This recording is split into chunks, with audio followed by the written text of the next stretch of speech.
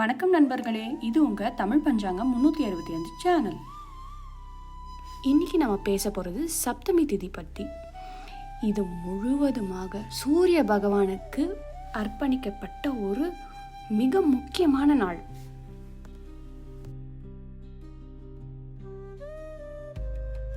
தமிழ் பஞ்சாங்கம் 365 சேனலை சப்ஸ்கிரைப் பண்ணாதவங்க சப்ஸ்கிரைப் பண்ணி வச்சுக்கோங்க. இந்த வீடியோ உங்களுக்கு பிடிச்சிருந்தா லைக் பண்ணுங்கள், ஷேர் பண்ணுங்கள்.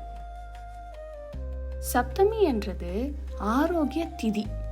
சூரியனை வணங்குறதால உடல், மனம், ஆன்மா அனைத்தும் சக்தி வாய்ந்ததாகும். சப்தமிங்கிற வார்த்தை சமஸ்கிருதத்திலிருந்து எடுக்கப்பட்டது. அதற்கான அர்த்தம் 7வது நாள்.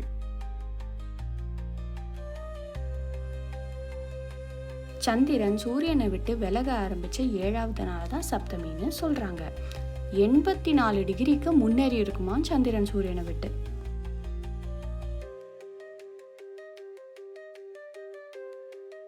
சூரியனின் அருளும் பலனும்.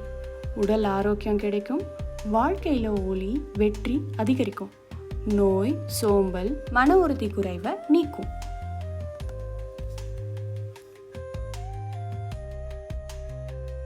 வழிபாட்டு முறைகளை பத்தி இப்ப பார்க்கலாம். அதிகாலையில் சூரியன் உதயம் ஆகிற நேரத்தில் குளிச்சுட்டு சூரியனை தரிசிக்கணும். ஓம் சூர்யாய நமக அப்படின்ற மந்திரத்தை 108 முறை பாராயணம் பண்ணணும்.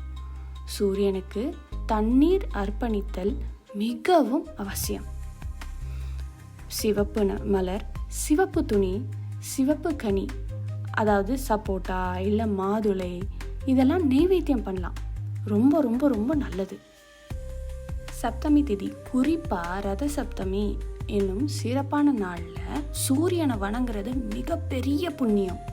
சூரியன் நமக்கு ஆரோக்கியம், உயிர் சக்தி, பிரகாசம் தருபவர்.